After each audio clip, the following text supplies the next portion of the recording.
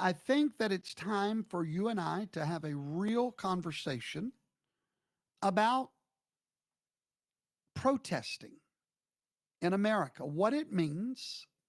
I want to start this class off tonight by teaching you the difference in the Constitution and chaos. Did you know what you've been taught all your life and what I've been taught is a lie?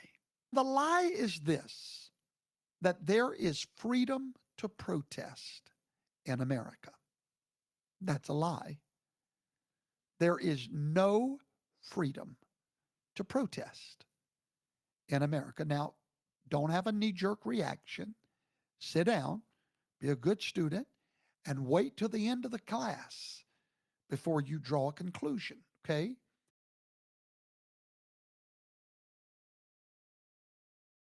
There is no right in the Bill of Rights to protest. I know, blew my mind as well. Now, I'm not talking about a man sitting on a sidewalk holding a sign. I'm talking about what protest has become in America. Organized disruption, coercion, and intimidation. There is no civil right that protects intimidation or fear or coercion or interference. Where we got this from is from our fathers. So I want you to do this right now. Pull out your little pocket constitution and find where you as a citizen have a right to protest. I'll wait. Let me read to you what's actually in the Constitution. The actual words, not what your sociology professor told you, not what CNN claims, but the actual text. Congress shall make no law abridging the freedom of speech or of the press or the right of the people peacefully to assemble and to petition the government for a redress of grievances. That's it. You, as an American citizen, have a right to peacefully assemble. And your government must protect you when you're peacefully assembled. They cannot harm you. They cannot stop you. You have a right to gather some of your little quilting sisters together and y'all go hold signs on a sidewalk, public property, not private property, public property. You have a right to stand there peacefully and gather together and let your signs petition your cause to the government. I'd like for you to read that again. You have a right to peacefully assemble, not protest, not demonstrate, not express your rage in the streets, but to peacefully assemble. Now, words matter, my friends. The founders chose their words with surgical precision. They never said the right of the people to protest because they didn't mean protest. They meant exactly what they wrote. Because protest is an action word. Peacefully assembled is not. The word protest originally, years ago, decades ago, centuries ago, came from the Latin word protestare, which simply means to testify. So you have a right to testify with your sign, but how many of you know that words change their meanings over time? And this is where the courts come in. Originalist jurists that have to go back to the thinking of the writer and find what that word meant when it was written. And when protest was written centuries ago, it did not mean then what it meant today. Because protest no longer means testimony. It now means acrimony. bitterness, hostility, rage, confrontation. In modern usage, protest is an action against the government. It's a verb, something you do. And what do people do when they protest? Listen, this is not what people think of when they think of a protest. This is my little sign. I'm peacefully assembled, petitioning my government. That's not what people think of. They think of screaming in a bullhorn like an idiot, blocking traffic, getting in your face, making you uncomfortable, disturbing your peace, intimidating you, harassing you, threatening you. We, like a bunch of idiots, have always thought we had a right to do that. That is how the word protest is used in our world today. Not in some sanitized dictionary, but right now in America, the right to protest means the right to get in your government's face, get loud and proud, and anybody that walks by, scare the life out of them. And we have a right. See, the Constitution says we have a right to protest our government. Think about the word peaceful or peaceable in your mind. Everybody with me? I want my whole class to come up with a scene of peace. Just come up with that in your mind. Peaceable assembly. That looks like going to church. You have a right to go to church and peaceably assemble. What does peaceable look like? What does it sound like to you? Fair question. What does peaceable sound like to you? What does it look like? Is it screaming? Is it bullhorns outside your hotel or your church? Is it blocking ambulances on freeways? Is it surrounding federal agents and throwing bottles? Is it chanting "no sleep for ICE" while pounding drums throughout the night? Is that peaceable assembly? No, that's not peaceable. That's not assembly. That's chaos. And chaos is not protected in your Bill of Rights. The founders never meant to protect chaos. And that's what we're watching right now in America. Over 1,000 so-called protesters swept across America this past weekend. In Minneapolis, demonstrators damaged property, vandalized hotels, and had to be dispersed with flashbangs because they refused to leave. In Los Angeles last June, protesters threw rocks, cement, Molotov cocktails at federal agents. The National Guard had to be deployed. Marines were activated.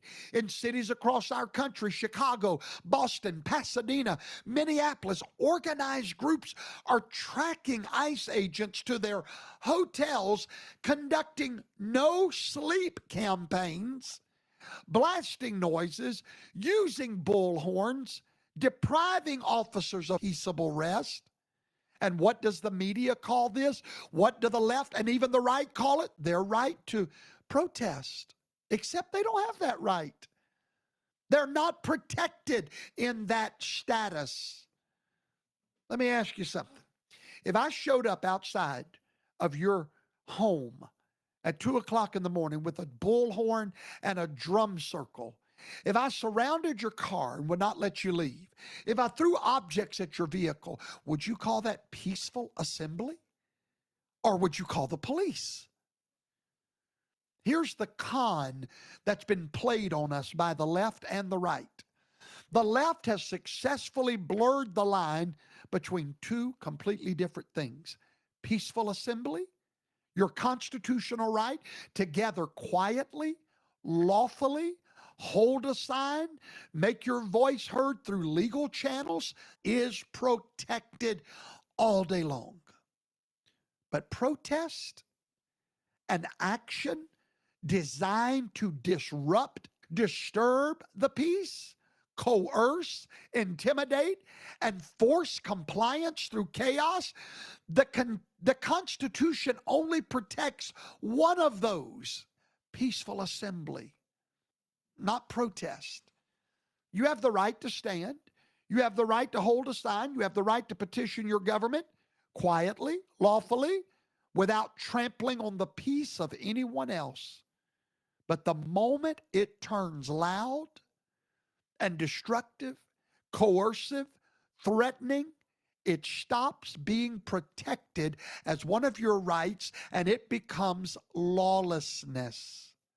Now, let me answer the elephant in the room, because I know some of my great MAGA men are watching me, and you're already upset because, bless God, I got a right to overthrow the government. Okay, let me deal with that, okay? What about the Boston Tea Party? I'm glad you asked, because we need to talk about that, okay?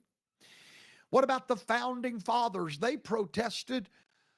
The Boston Tea Party wasn't peaceful. Professor Toto, checkmate. We got you. Sit back down. Unbutton your buckle on your belt. For me, the Boston Tea Party was not protected. It wasn't constitutional. There wasn't a constitution at that time. And it was not legal. It was war. Straight up war is what it was. When the Sons of Liberty dumped 342 chests of tea in the Boston Harbor on December the 16th, they were not exercising the right to protest. They were committing an act of treason against the British Crown, and they knew it. That's why they wore disguises. They hid their identities. Why? Because if caught, they would be executed. Samuel Adams did not run to the British authorities afterwards and say, "You can't arrest us. We were peacefully protesting." No, he knew exactly what they had done was not legal. They had declared war. Now, here's the truth that nobody wants to hear. As citizens of this nation, you and I have the right to go to war with our government. Oh, yes, we have the right to replace our government. It's happened all through history. It's happened right here in America. But here's what the left and many of you don't understand or don't want to understand. You can go to war with your government, but you cannot go to war with government protection. Got it? That sealed the deal. See, you can go and fight against our government and protest. Yes, you can protest. You just don't have the right to be protected by our government when you attack our. So if you want to declare war on our government, great. Make sure you've got more guns than they do. Be prepared for the consequences. We stand against our government. Make sure when you stand, you've counted the cost, because you don't get to make war with the government and be protected by the government. You understand? When you take up arms, which is what you're doing, when you're using vehicles as weapons, when you take up arms against your government, when you engage in destruction, intimidation, coercion, when you cross the line from citizen to combatant through violence, through organized resistance, through deliberate interference with lawful government operation, you are then declaring yourself an enemy of the government, and enemies do not get constitutional protection. They get return fire. Bam. It's what happened a few days ago to a mother of 3. She crossed the line of peaceful assembly and decided to ram a vehicle into our government. She found out the cost of that. We got to get out of this mindset that we're ungovernable. Ladies and gentlemen, you are a citizen with a sworn allegiance to the government of the United States of America. And as long as you abide by that allegiance, you will be protected by that government. The moment you go beyond what you're protected with is the moment return fire is coming, because you have declared war on our nation. The moment you assaulted a police officer, the moment you made another citizen uncomfortable and disturbed their peace, the moment you crossed the line from sanity to animalism, you lost your protection, and soon you will find out what that means. That's some crickets I'm hearing. It's what happens when you tell people the truth. Think about it. King George understood this. When the colonists, our forefathers, decided to resist, listen to me, and everybody listen carefully. I don't know where you got the idea that you have the right to resist our government. No, nobody else will tell you, but I'll have to. No one has the right to resist the government. The Bible tells us in the last days, men would despise human government. They hate it in the church. That's why nobody wants a pastor or a bishop or an apostle or a prophet or a teacher. We hate government. We don't want it in America anymore. That's the day we're living in. You listen to me. The moment you resist government, the Bible said the king bears the sword for a reason. And the moment you push against that sword, you're going to feel the consequences of it. You don't have a right to resist your government. You have a right to peacefully assemble and petition your government. When the colonists did it, they took direct action against their government. There is nobody watching me. I don't care how many guns you got in your house, or all your little militia friends down at the shooting club, how many guns y'all got. You ain't got what it takes to resist your government.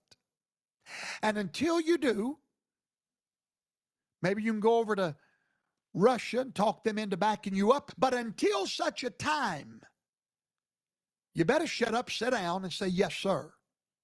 Because you're not who you think you are. You're a citizen. And you made a vow to defend this government, to obey it, to surrender to it, and to be part of it.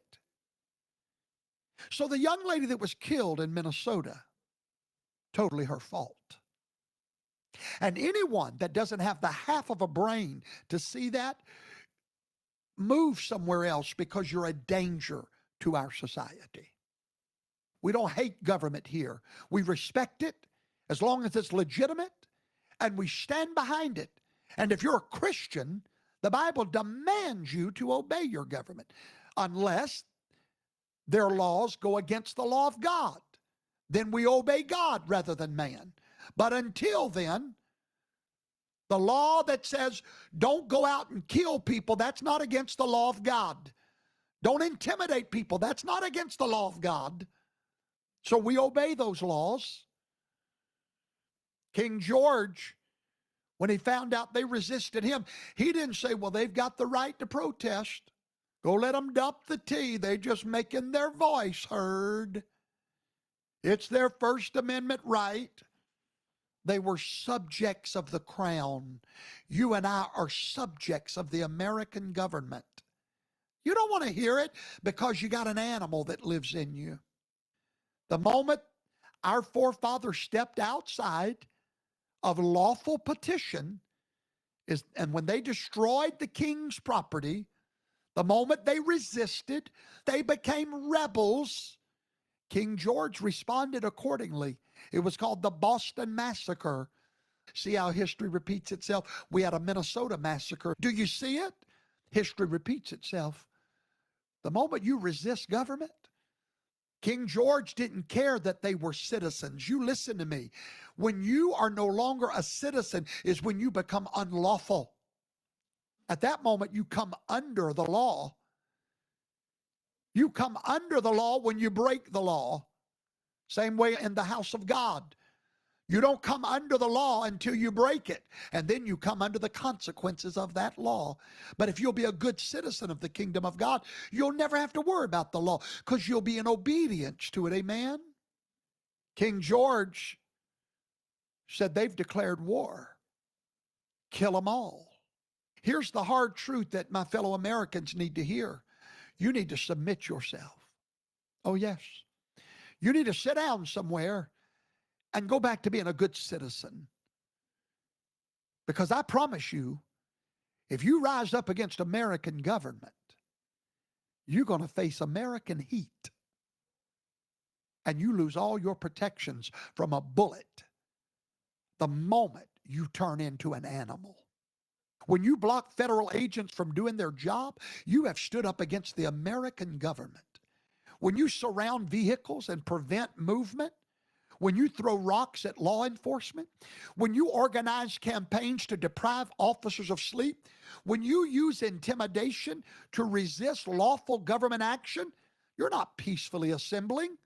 You're not exercising constitutional rights. You're encouraging insurrection. You're encouraging those things. You're declaring war on your own government. And war comes with consequences. Yes, you can go to war with your government. Yes, you can replace them. You just better have what it takes to do it. The founders understood this. They lived it. They signed the Declaration of Independence knowing full well they were no longer citizens of the crown. They no longer had the protections of the crown. They were now at war with the crown. And you know what? They won that bet. But if they would have lost, mine and your story would be the story of slaves. Benjamin Franklin famously said, "We must all hang together, or we most assuredly shall all hang separately." Listen to what he said. He said, we must all hang together, or else we'll all hang separately. They didn't have the delusion that their protest was constitutionally protected. They knew they were risking everything. What about January the 6th?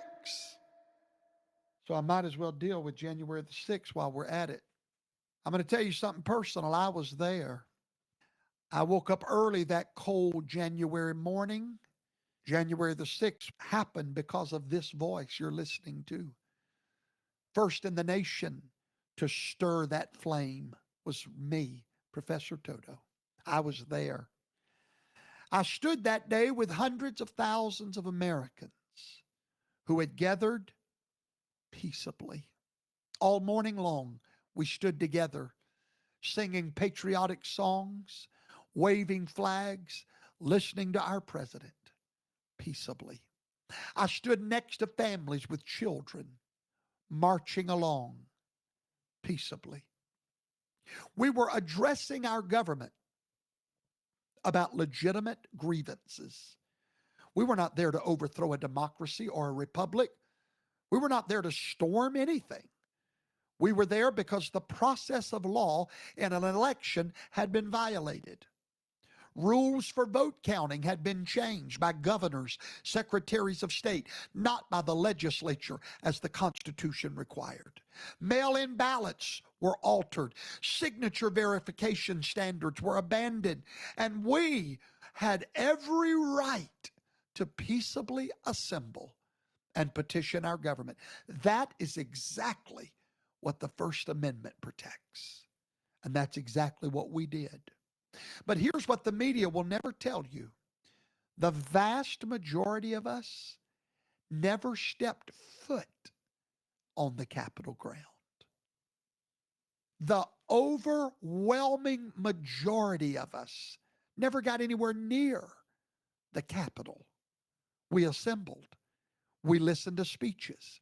We stood in the cold. We exercised our constitutional right to peacefully assemble. And then a very, very small minority decided to do something else. They decided to attack the Capitol.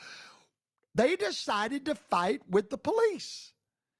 They decided to cross the line from peaceful assembly into something else entirely. And what happened to them? Grave consequences.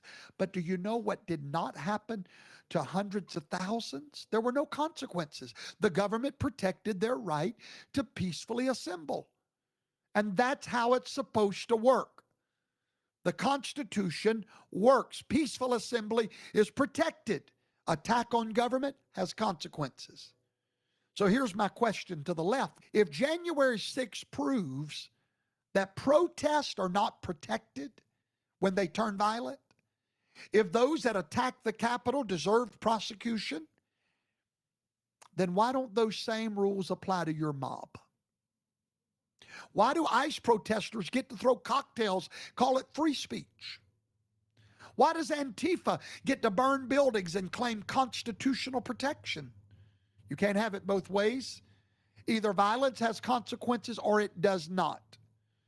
Today's protesters want it both ways while hiding behind their rights and cry First Amendment.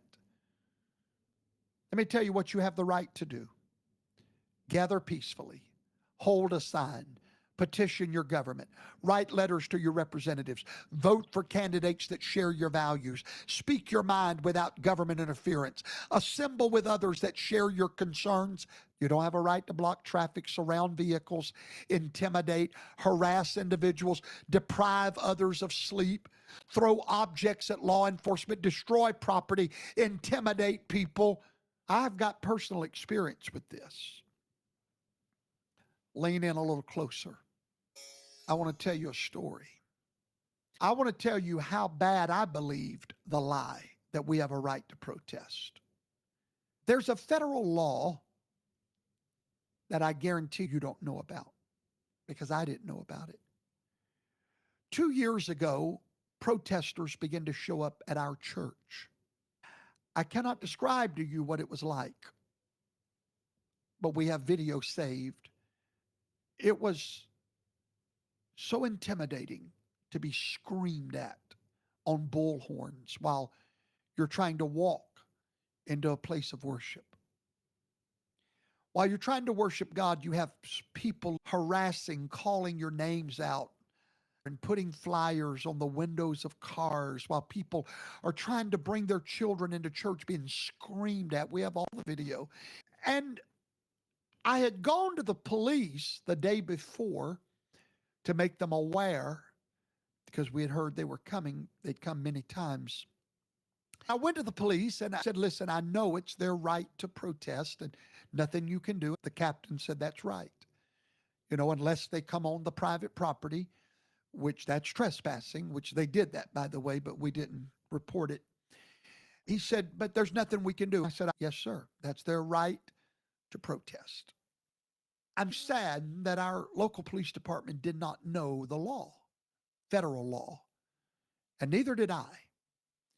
Because if I would have known it, I could have shown it to the police officer and protected our people that suffered, children that were traumatized, literally. And that's in their sworn affidavits that we have filed with the courts. I thought that they had a right to do that, to harass us, intimidate us, literally coerce us and interfere with our going into worship. But then I ran across a law, and I know it was Yahweh that showed it to me, but it's called the FACE Act, the Freedom of Access to Clinic Entrances Act, 18 U.S. Code 248. The Lord showed me this law just days ago. I had no idea that it existed. The police didn't know. Now, originally, this law was created to protect girls going in for abortion. You are not allowed to scream. You're not allowed to get on a bullhorn. You're not allowed to call out to the people walking in. You're not allowed to intimidate them or try to interfere with what they're doing. I didn't realize that inside of that act, it included one other place: houses of worship. Let me read the law to you. There might be some of you that want to listen real close for what's coming. It says, whoever by force or threat of force or by physical obstruction intimidates or interferes or attempts to intimidate or interfere with any person lawfully exercising their First Amendment right of religious freedom at a house of religious worship shall be subject to federal criminal penalties. Oh, yes, we've got the videos. But on that day, I just thought it was their right to protest. I watched people in my church literally in tears, elderly people in my church being screamed at with a bullhorn, their names being called out, coercion, intimidation, interfering their First Amendment right to worship. Oh, it's fixing to get good around here. But they are subject to civil liability, which is in the works, but criminal penalties, which is in the works. Because the moment, now, as long as you were standing there with a sign, you're okay.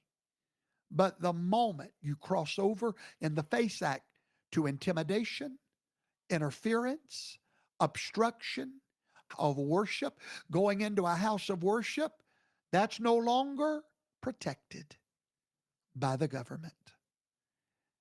According to the FACE Act, you cannot do anything that would cause someone to even have to think twice about getting out of their car and going into worship. We have sworn testimony of people that were scared to get out of their cars. You've triggered federal law. When you show up with bullhorns, you're no longer protected. You're no longer peacefully assembled. Screaming at members as they enter and screaming at people, intimidating whole families, harassing worshipers, putting flowers on their car. You have violated the FACE Act. It was created to prove that no one has a right to do that. Now, I'm just a simple professor. If I were anyone that had acted in such a way, if I had shown up at a house of worship with a bullhorn, if I had screamed at congregants, if I'd stepped onto church property to intimidate members, if I'd placed materials on vehicles in church parking lots, I might be feeling a little, because there's no statute of limitations there. That's a federal law. And if you go read the record on the success rate of the FACE Act, about 98%. Just last year, the Department of Justice filed a FACE Act lawsuit against protesters who disrupted a synagogue in New Jersey. And the thing about our church, we're considered Israelites, so we also fall under anti-Semitic protection. First Liberty Institute filed a lawsuit against activists who stood outside the church in California with bullhorns, and every one of them woke up to the consequences. Why? Because there is no right to protest in America. No right at all is being threatened. When citizens are being harassed, you're now an enemy of the state. When law enforcement in our local town is trained to believe there's a right to protest, they fail to protect the rights that are actually guaranteed. The only one that has a right is the right of us that were assembling to worship in peaceful assembly. Our rights were violated. And when you're walking by a protest and they're calling out to you, intimidating you, they're violating your right of peaceful assembly. Every one of you have a right to be free from intimidation and harassment, especially at a place of religious worship, which is federal law. So what happens when police stand by and allow federal law to be violated on their watch? What happens when they're warned in advance and were present on the scene and did nothing? It's called negligence, failure to protect, a deliberate indifference to constitutional rights. And listen, I'm telling every one of you tonight, if you think you've got a right to protest, you do not. A free nation survives on peace, not performative rage, not organized chaos, but peace. The First Amendment guarantees you your right to make your voice heard through speech, the press, peaceful assembly, and petitioning your government. But it does not guarantee your right to shut down society until you get your way. It does not protect intimidation or shield you from destruction. It does not cover chaos dressed up as protest. The Constitution is a magnificent document. The Constitution versus chaos. It doesn't require a government to sit idly by while organized mobs engage in protest. It doesn't demand that law enforcement allow themselves to be surrounded, harassed, attacked, and deprived of sleep. It doesn't protect lawlessness. So the next time you see a screaming mob blocking a street, surrounding a federal agent, throwing bottles, and the media calls it a protest, remember that word does not appear in your Constitution. Peaceful assembly does. And what you're watching is not peaceful. It's not assembly. It's war, and it has consequences. Thank you tonight. I hope I've educated you just a little bit more. And don't go away. I'll be right back with a little bit of afterglow right after I play you one of the latest songs that I've written. You can't find it in a bottle. You can't find it in a pill. The joy I found on Calvary's. You can't find it in a club or a honky-tonk bar. You'll only find it on your knees.